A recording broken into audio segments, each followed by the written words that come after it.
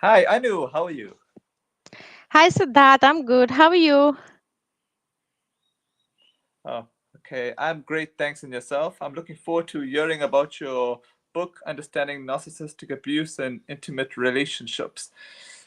Okay. So my first question to you is, what inspired you to write a book specifically about narcissistic abuse and intimate relationships? Okay, so as I always say, narcissistic people are everywhere in my Hmm. life, in your life, in everybody's life. But since narcissistic people they operate in such subtle ways that it's very difficult to point out someone as a narcissist, to identify if someone is really a narcissist. But narcissistic people are destroying lives everywhere. If you come from a very highly functional family, if you have no trauma at all, and you have very strong sense of boundaries, then maybe you wouldn't have been really touched or affected by a narcissist in your life. But otherwise, for everyone else, narcissistic people are very expert at exploiting, abusing, manipulating, using people around them. So I believe that we all have been touched by narcissists in all areas of our lives. I can see them. uh, Someone who has been through either narcissistic abuse or is trained to academically trained and has academic knowledge like I have can only Oh, recognize a narcissistic person and the pattern of behavior and the relationship dynamic that a narcissistic person and the victim has. So I feel a lot of empathy for people who are going through this. A lot of my followers on social media, a lot of my clients who have been through, who are going through. And the most insidious thing about, painful thing about narcissistic abuse is that it's very hard to explain even if you are the victim. And one of the most common component of narcissistic abuse is psychological abuse, which messes up with your cognition as well, the way you think, perceive things. So even the victims are not sure if they are going through narcissistic abuse, then what to say of other people, the loved ones in their lives. Narcissistic abuse is very difficult to explain. How would you get help if you are not able to explain your problem? A lot of times when I talk to someone who is going through this kind of abuse and I validate their experiences, their feelings and all, they become very surprised because nobody ever did that to them. Because narcissists, they make sure to completely destroy the social life of their victims. And now if you are in relationship with a narcissist, whether it's a parent child relationship or an intimate relationship, narcissist would make sure that you do not have any friends of your own. You will only have common friends, and that too will be always on narcissist side, because they are very expert at exploiting, at manipulating and gaslighting people into believing what they want them to believe. I know that there are so many people out there who are suffering because of narcissistic people in their lives. So I think it's the need of the hour. Anyone who is aware on this issue must definitely go ahead and do something about it. So I wanted to create a safe space for the victims to explore what they are going through and what they can do about it. And I also wanted to validate the pain of these people. And yes, of course, I too have, just like everyone else. And I'm sure you too would have encountered at least one narcissist in your life. Maybe you're just not aware which one that person was. But if you have been through a kind of abuse that you are not able to explain, and you're sure that even if I try to explain, nobody would believe me, that was narcissistic abuse. in your book, you describe the dynamics of narcissistic abuse. Could you explain how narcissism affects the emotional and psychological well being of the victim? Narcissistic abuse, when a narcissistic person victimizes someone, uses someone, and starts to abuse them in any relationship, they make sure to gaslight them parallelly while doing all other kinds of abuse: emotional abuse, financial abuse, sexual abuse, even sometimes physical violence also. But parallelly, gaslighting will always be there. Psychological manipulation will always be there. So the most harmful effect that a person faces is that there is so much confusion, there is so much illusion of guilt, there are so many doubts and so many fears, because you have been so confused, you have been made to doubt your own perception of reality. So it leads to so many problems, wide range of problems: depression, anxiety, complex trauma, sometimes post traumatic stress disorder, hypervigilance. There are so many problems that people who are going through narcissistic abuse have, and it makes them, over time it erodes their ability to trust themselves. If someone has been in a narcissistic abuse over the years, they don't know who they are, they lose their self confidence, their self worth, they don't know who they are. I mean, they start to see themselves from the eyes of the abuser. This is the emotional effect, the psychological effect of narcissistic abuse on a person. There is constant anxiety there, not just anxiety as a symptoms, but sometimes people also develop anxiety disorders like OCD, like panic attacks, then depression is not there only like just simple depression. Sometimes people develop depressive orders, and when the abuse keeps on going from very long time, some people might go into psychosis as well. So the more duration you have been in this type of psychological abuse, the more number of, and there will be more and more intensity of all these kinds of psychological disorders and emotional problems. And people also, once you have been constantly in this kind of abuse, people also, they have dysregulated, their nervous system gets dysregulated, so they are always emotionally charged. So these are the problems that people who go through narcissistic abuse they face. What are the most common signs that someone is in a narcissistic relationship, and how can they recognize these early on? As I just said, if you're sure that you're going through abuse, but you just don't know how to explain it to someone, this is the Okay. biggest red flag that this could be narcissistic abuse.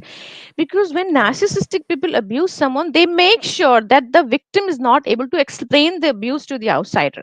It's mostly Okay. subtle, it's mostly behind the doors, and most of the narcissists, they are covert narcissists. So they have two faces. There's one face which is for outsider, they would be charming, they would be doing a lot of charities and social work, they would be kind, they will have all the great values, like they will be feminist, and they will be spiritual, and all the great qualities that make them look very good and very adorable, great, and admirable on the outside, so that when they go home and abuse their children, abuse their spouse, or at workplace when they abuse their subordinates, their employees, nobody believes the victims because of the face that they have created for the society.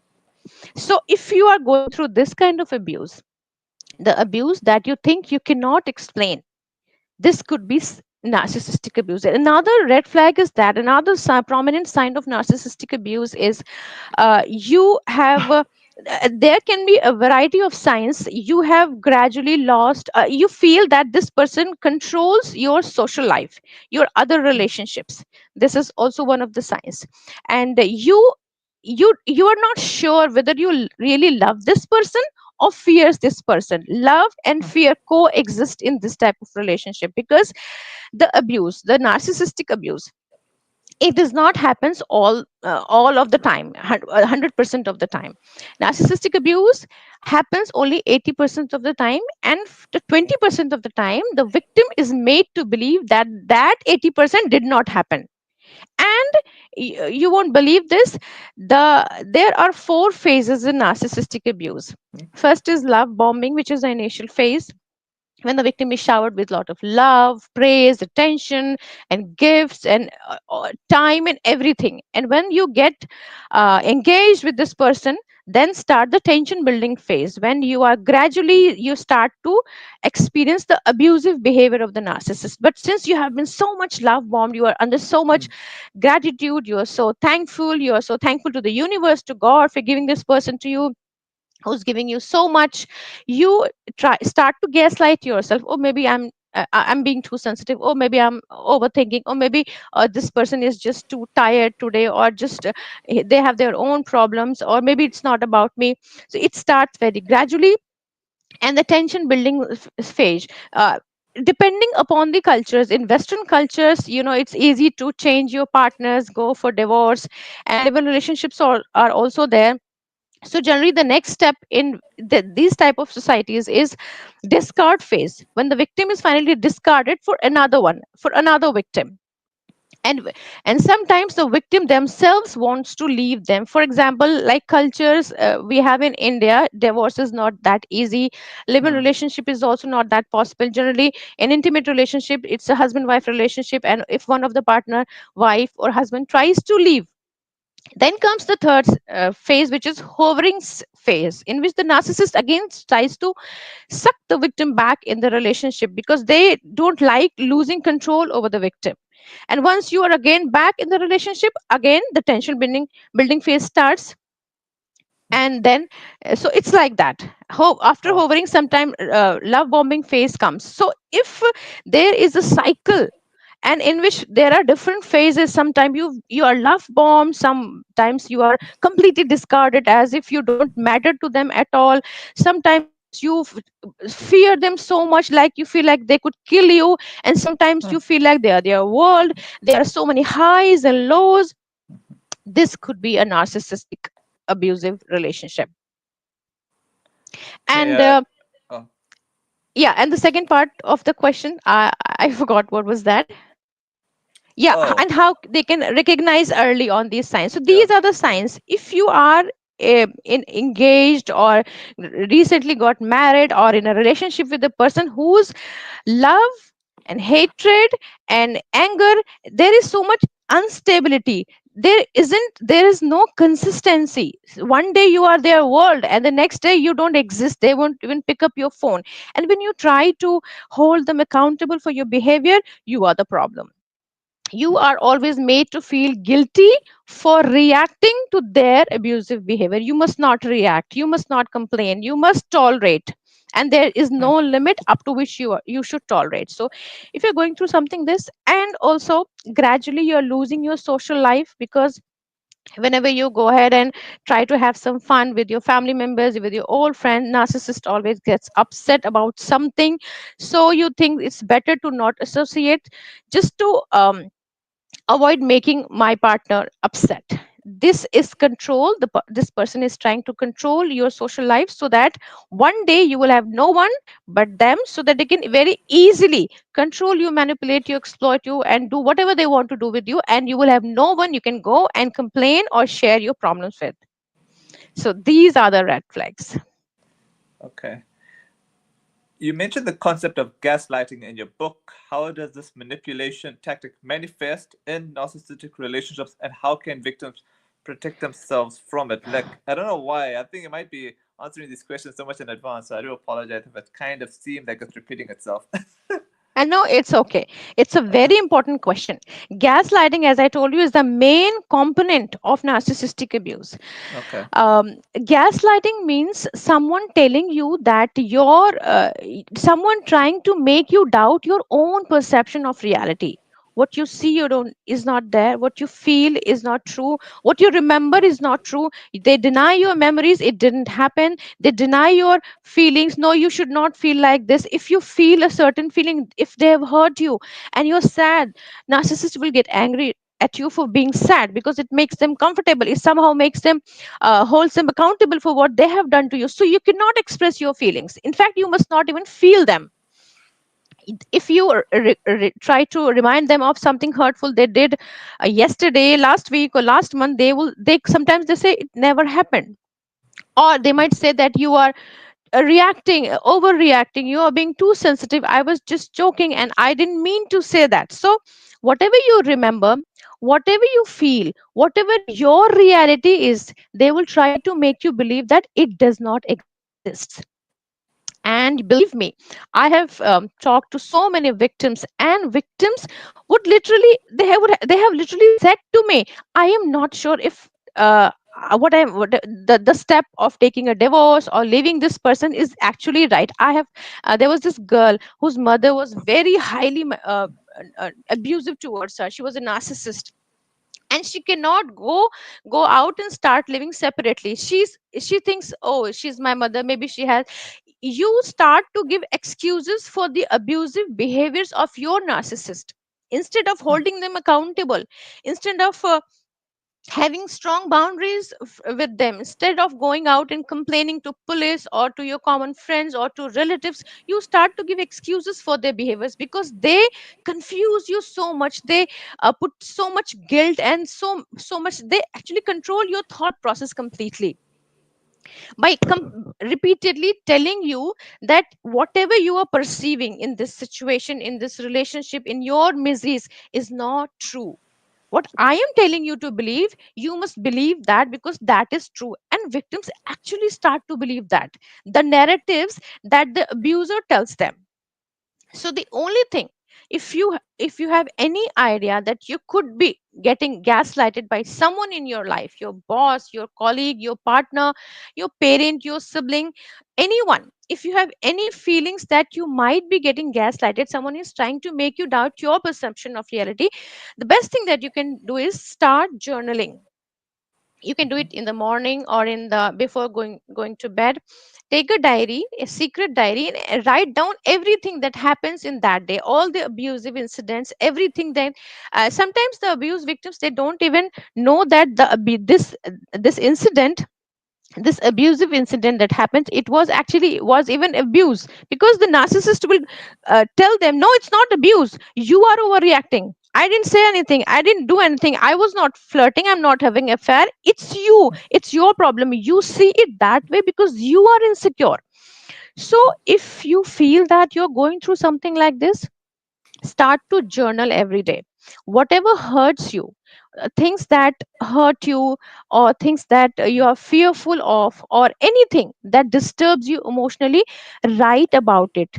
Write freely, do not judge yourself, because nobody is going to read that journal but you. So write freely whatever comes to your mind, but when you write it down, when you take things out from your head to the paper, then you will get clarity of thought, then you will get to see what is actually happening to me. When you will write and you will read it, then you will get to know this is actually happening to me, because you were trying to suppress everything, the feelings, the thoughts, the memories, the events, everything on the back of the mind, because you're so fearful of narcissist reactions. But is narcissist is not going to read your diary. So if you journal everything, and this goes not only for this kind of situation, any emotional disturbance, if you're going in your life, if you journal your thoughts, it's going to give you immediate clarity on the day to day basis. And whenever you feel overwhelmed, you start to doubt yourself, you can just pick that journal up and you can read the events that happened. We're not talking about the feelings or the thoughts, we are talking about the real events.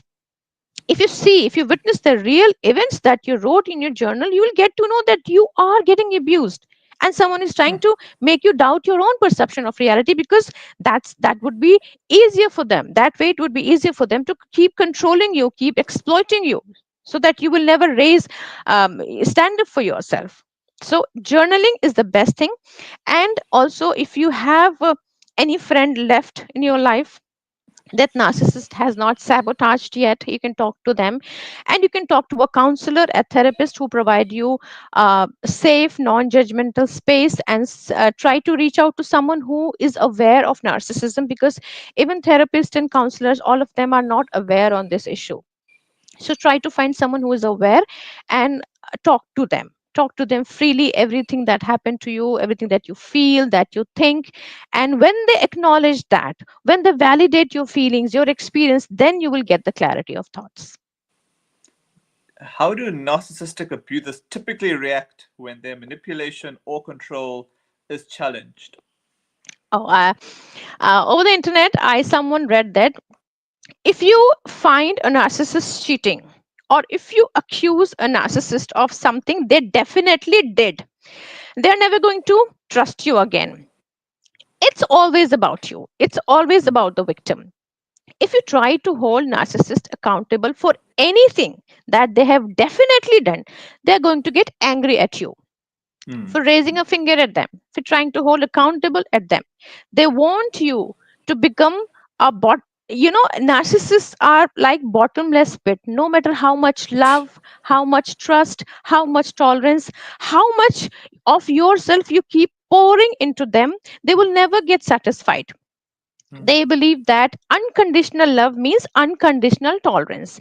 The Mm. moment you say, oh, now I cannot tolerate because it's hurting so much, it's hurting, and I feel like crying, and I feel like complaining, and that moment they will get angry at you. How dare you complain? How dare you stop tolerating? That's the problem with the narcissistic people. They don't want you to stop tolerating ever, even if it destroys everything about you. They are so insecure, so childish on the inside. They are not mature people. Whether it's your parent, it's a partner, they are so immature, they are so insecure. All the time, they are thinking about themselves. In every scenario, in every issue, they are always thinking about what they can do in a particular situation that suits their agenda, that serves them. The moment someone starts to complain, especially the person that they have victimized, that they're exploiting, manipulating, abusing, they become very angry. So, confronting a narcissist always lead to retaliation, no accountability at all. So, if you are in a relationship with a narcissist, any kind of relationship, the best advice would be to just leave them. If you cannot leave them, then having boundaries helps. Do not Mm. never try to justify anything, your behavior, because if you try to accuse them of cheating, they will accuse you of cheating. Don't try to justify, because they already know that. Mm. They already know that you know the truth about them, just want you to go crazy trying to prove it. So don't try to prove it, because you might actually go crazy. You Mm. might have heard of this word, reactive abuse. It's very Mm. commonly seen in victims of abuse. They are so tired of tolerating and explaining and trying to be nice and trying to make everything right, that one day they get tired and they lash out, and that's when they become the crazy one, they become the abusive one. That's reactive abuse. They are reacting to the massive amount of abuse that they had been tolerating since over the years. So the best thing is to not justify. If narcissist accuses of you something, don't justify. Don't try to argue with them. You can never win an argument with a narcissistic person. They are ready to lose everything that they have in their life, even their own life. They are so insecure on the inside. They are they so much want to prove themselves right in every argument. Oh, I have had a lot of narcissists in my life, in all areas of my life. I used to have a neighbor also. Fortunately, maybe God was preparing me for all of this, so I'll have uh, narcissists in all areas of my life, and I can actually remember those arguments. If you try to argue with a narcissist, you will never win. They will lose everything. They will lose your relationship with you. They will lose some other relationship. They might they are ready to face a loss in their career, in everything, but they will never lose an argument. So don't justify, don't argue, and do not uh, try to discuss anything with them. Mm. If like you are in you want to discuss something, if you share something, like if you share a house, a business, a child, or something, and you think having healthy discussion is possible with them, no, it's not possible. It is possible only when they want to have it, because they want to get something out of it. If Mm. you want it, it's not possible. It could lead to anything. This discussion can lead to anything, and it could even turn into an argument, and you may end up crying at the end, because you never know what's going on in their mind, what they are thinking, what they want in that particular situation. So do not discuss anything with them, and do not, at last, do not never expect anything from them. So don't try to hold them accountable for anything, because if you justify yourself, discuss anything, expect anything, nothing is going to happen. You either leave the narcissist, or if you cannot leave them for some reason, try to have very, very watertight, strict boundaries with them. That's the only way to have your own peace and have your own sanity of mind. Okay. What do you think are the long-term effects of being in a narcissistic relationship, and how can someone begin to heal from this trauma? People who stay in abusive relationships for a very long time, they gradually, a lot of them gradually develop complex trauma, complex post traumatic stress disorder, which is a very difficult, very painful psychological disorder. Uh, Someone who has complex trauma from childhood abuse or narcissistic abuse or domestic abuse, they always have this feeling that I have something that I cannot explain to other people. And as I already told you, this is also one of the signs of narcissistic abuse. Complex trauma has a lot of symptoms that victims don't understand what's happening to them. One of the core symptom of complex trauma is hypervigilance. You are always on high alert. You are observing facial expressions, trying to observe body language, and all that happens unconsciously. You are not consciously doing that. You're always fearful. You are having a lot of catastrophic thoughts. You are always have fearful apprehensions about what might happen. If suppose you have a train tomorrow, and you might start to imagine a lot of dangerous scenarios in your head. So there is constant anxiety, there is depression, there is hypervigilance. And then there are emotional flashbacks. Emotional flashbacks means, suppose I'm talking to you and you said a word, and that particular word reminded my body which is carrying a lot of trauma from a lot of incidents that have happened in the past.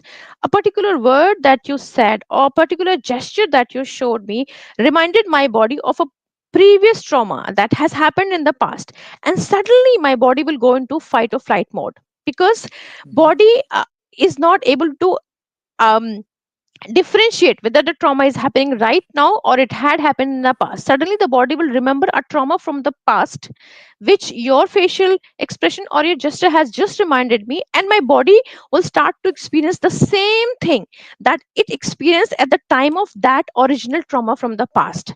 All the bodily sensations, all the feelings will suddenly haunt me, and I will not even get to know what is happening to me. This is called emotional flashback. This is so painful. For example, I'm talking to my child and my child says something and suddenly I lash out at them. What just happened here? Hmm. My child some used a word that was used by an abuser a few years ago or a few months ago, and at that time that person traumatized me, and I was afraid and I was angry and I was sad and I was anxious. All those memories of the trauma that are stored in my body will suddenly appear and haunt me, and I will lash out at my child, and later on I will regret, and I'll also feel a lot of guilty why I did that to my child. That is emotional flashback. It's so painful and it's so damaging. It damages your other relationships also. So this is one of the core symptoms of complex trauma, and people who have been in abuse for very long, like narcissistic abuse, so this is also one of the symptoms. So Okay, these are the long term effects. okay. You focus on intimate relationships in your book. How does narcissistic abuse differ when compared to other forms of abuse, such as emotional or physical abuse? So, as I've mentioned, the most important component that distinguishes narcissistic abuse from other forms of abuse is that there is psychological abuse.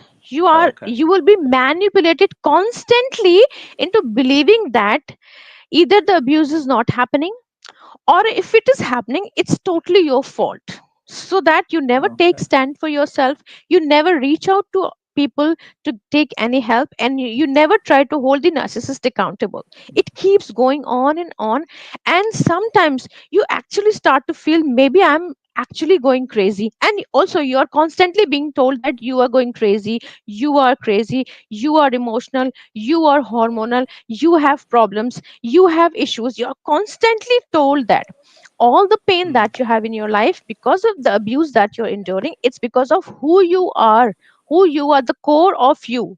All the faults, you'll be constantly told that you have so many problems, you have so many faults in you.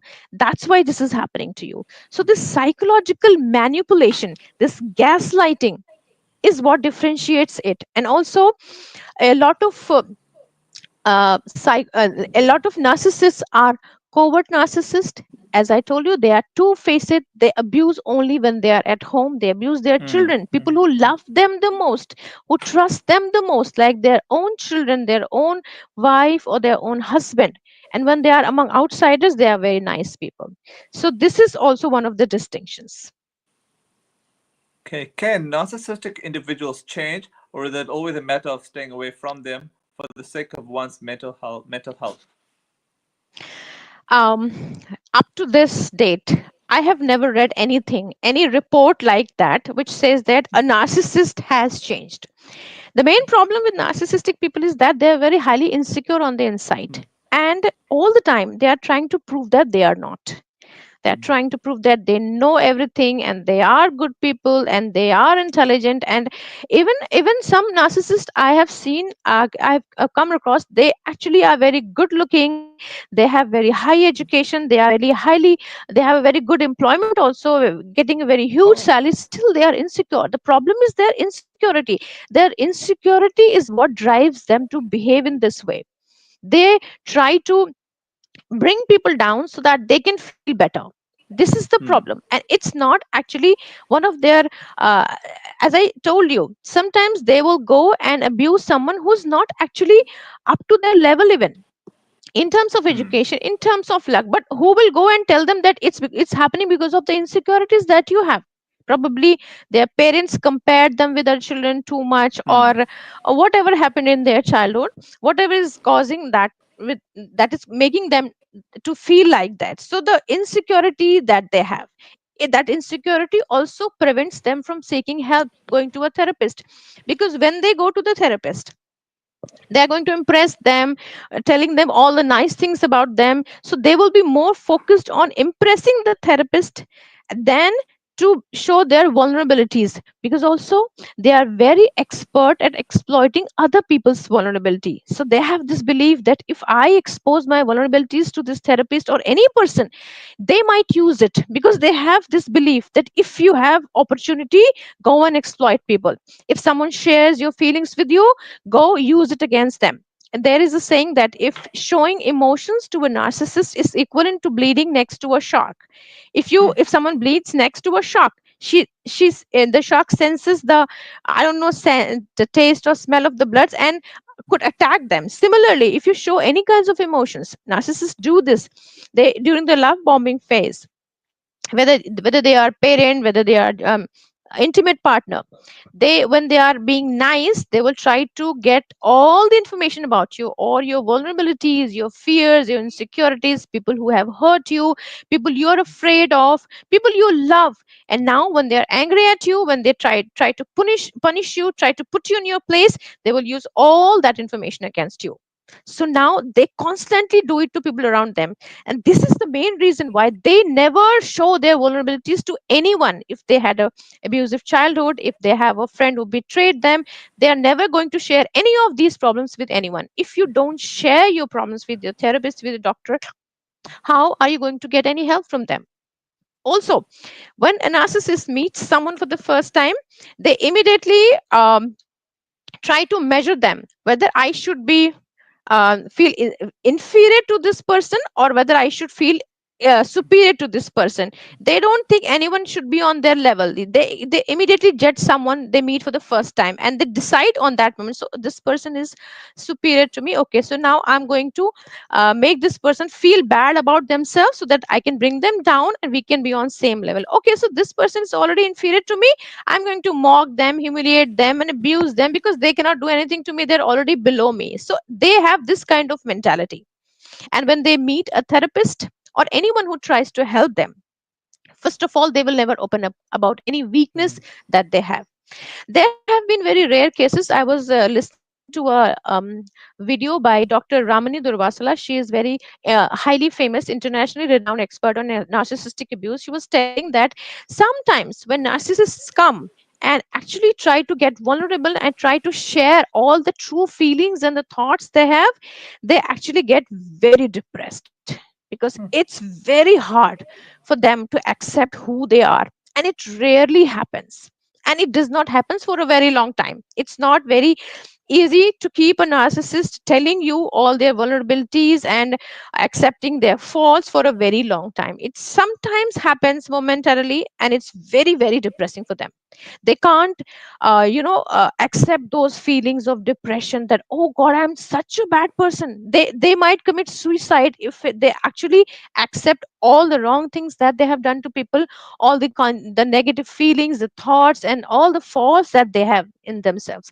So they don't change, because they don't try to change, because they cannot change. But if someone is with a narcissist, if you are stuck with a narcissist in any kind of relationship, start creating your boundaries around them, and start to love yourself also. You cannot change a narcissist's behavior, you cannot change how a narcissist feels about you. But if you start to love yourself, if you start to work on your self-worth, your self-esteem, your self-confidence, maybe they'll start to see you in a different light. Okay, so this person is now growing, and this person is not going to accept that behavior anymore. So now they will be forced to change their behavior a little bit. They will not change on the inside, but for you in that relationship, the dynamics can be shifted by teaching the victim to develop self love, self esteem, self confidence. There are a variety of things, that a variety of tools that can be used to give the mental clarity, to give psychoeducation about the condition, about their own symptoms, about the patterns of behavior of the narcissist, about the dynamics, the psychoeducation, and give them tools to regulate their nervous system once again, helping them with other symptoms like hypervigilance, emotional flashbacks, and helping them with their depression and anxiety. When a person starts to become healthier version of themselves, emotionally healthy and psychologically healthy, and they have more clarity of thoughts, then they can build their boundaries.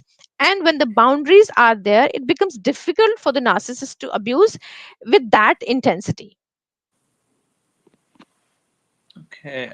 What advice do you have for people who are still in relationships with narcissistic partners but are unsure about whether to leave? If you are Unsure. not sure whether you should leave or not, at least you reach out to someone. Because if you don't, you might actually go crazy, because the Mm. narcissist is doing day and night, they're doing everything to make you feel crazy. Because the crazier you get, the more and more unstable you become emotionally and the psychologically, it would be easier for them to control you. Even if this person is your parent, you need to have some boundaries. And also, you need to get in touch with someone who validates your experiences. This is the biggest problem. Narcissists destroy your social life, and you are allowed only to stay in touch with people who are common friends, and common friends are Mm. also on their side, because common friends are also being constantly manipulated. So Mm. we call them enablers or flying Oh. monkeys, because they enable the narcissistic behavior, because narcissist has already conditioned them, manipulated them into believing that they are good people and the victim is the bad guy in the relationship. So if the victim tries to reach out these common friends, their experiences, their feelings, everything is invalidated, because the flying monkeys, the enablers, these common friends, they think that this is the victim, they think that the narcissist is the victim. So if you are in a relationship with a narcissist, you need to have boundaries. First of Mm. all, you need to talk to someone who first of all validates what you're going through. Someone who is expert in narcissism can do that for you. A childhood friend, a close family member who trusts you, who believes in you and is not much in touch with your narcissist, please go ahead and talk to them. I know you are going to get a lot of people who are going to invalidate your experiences. Oh, he can't or she can't be that bad. Oh, he or she looks so good, so kind on the outside. Oh, he or she is so funny and they are so amazing people. Oh, it can't be that bad. Maybe you're thinking too much, maybe you're being too sensitive, or maybe there is something else, or maybe you should try harder. You are going to hear a lot of this when you go and share your problems with people around Mm. you. But you will find someone who will listen to you and validate your feelings, especially those who are not in touch with the narcissist. And make sure that they never get in touch with the narcissist. You make some friends. You should have some friends, some relatives, some colleagues, or someone who are only your friends, because The moment they become common friend, they will become their friends, and they will also become enablers. So make friends and keep them as your friends. No common friend with the abuser. And try to reach out to someone, a mental health professional who is also expert in this field, because they will validate everything that you're going through. As I said in the starting of this podcast, that only two people will understand what you're going through: one person who has been through this, who has been through narcissistic abuse, or the other person who is professionally trained to understand narcissistic pattern of behavior and narcissistic abuse. So you must reach out to someone, and there are so many people, there are so many places in today's time online where you can get free consultation, free chat. Also there are a lot of support groups on Facebook, a lot of support groups on narcissism. You can join these groups. There are a lot of victims, and these groups are private. You can have private discussions with other victims, and you can get validation for your experiences. You can validate their experiences. You'll at least you will have someone who can make you feel a little bit that you are not crazy, you are not too sensitive, you are actually going through this. And you don't need enablers to validate your feeling. You need to find someone new who can validate your feelings, because you really need to have clarity of thoughts, and reach out to someone who can help you professionally as well.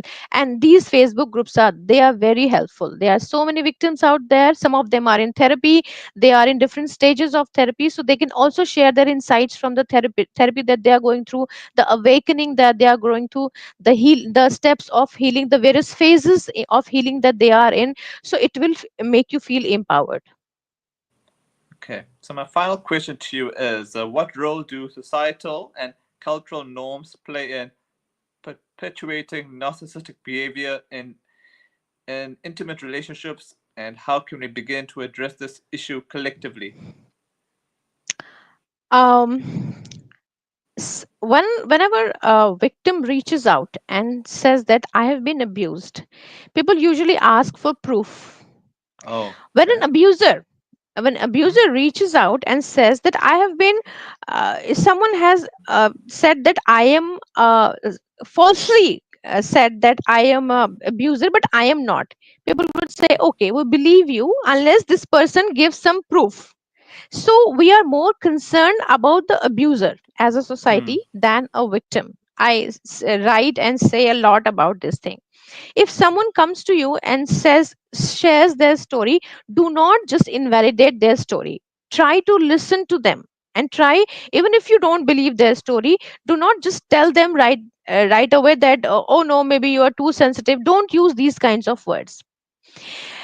Society plays a huge role in enabling abusers, because narcissistic people, they are very manipulative, and they have two faces, as you know. Say they do a lot of hard work into having a very good social image. So first of all, we believe on what we see superficially. We do not have much time for anyone. So if someone presents them as charm, cool, and kind, we buy that face that they show us. And it's not really very easy for everyone to go ahead and analyze everything except for the psychologists. So this is a societal norms to accept what we are saying, the face value of people. So this is one problem. When the narcissist is a male in intimate relationship, patriarchy also plays a huge role. When a narcissist is a parent, if suppose I have a narcissistic parent, in most of the societies you are being told that whatever your parents do to you, they have already done so much sacrifice for you, so you must obey them, you must respect them, you must never go no contact with them. I see a lot of social media posts, reels, where someone is talking about going no contact with their parents, and they are immediately being judged. How can you go no contact with a parent? Even parents have done so much for you. But if someone, nobody never stops loving their parents, but if someone decides to go no contact, we must always think what the parent could have done to this person for going no contact. There are cases when divorces happen, and the partner who was a victim of the abuse takes the children and alienates the children from the parents. We see a society supporting, going against this alienation. How can you alienate a child from the parent? What do you know about the family dynamics? Maybe that parent, maybe that father or that mother was really very abusive, and staying in touch with that child that parent was not really good for that child. So Hmm. these societal norms, all that cliches, parents are your parents, and in a marriage, for example, when someone gets divorced, we always try to guilt trip by saying that you could have tried harder. Hmm. And especially when the narcissist is male, females are told to be more submissive, depending upon the cultures different. I'm basically talking about my culture, Indian culture. Women are always shamed for going and filing for divorce. You could have tolerated, you could have been Hmm. submissive. So it's like that. So yes, society does plays huge role. When we come across a news or a situation, or a person reaches out to us, whether this person is a victim or a perpetrator, either we don't too much engage with them, and if we are engaging, please be mindful what this person is telling you, and try to uh, take all the information that is over the internet in the form of videos, in the form of articles, and the books. If you really care about the people you love, if someone, one of your friend of one of your relatives, reaches out to you and said that they are being abused, just don't say that, give some advice and end the discussion. Try to find, look up internet and see what are the signs and symptoms, so that you can help them. So try to be there for people, because narcissists do exist and they are abusing people around them, and there are a lot of narcissistic abuse victims who are not even aware that they are being abused, and after years of abuse, when they try to reach out, society invalidates their experiences because they are not aware of narcissism, and the narcissist has a very good face, so they believe that face instead of believing the victim's stories. Wow. All I gotta say is thanks so much for your time, and hope we can continue these types of discussion in the future. Sure, thank you so much for inviting me. Welcome. Bye bye.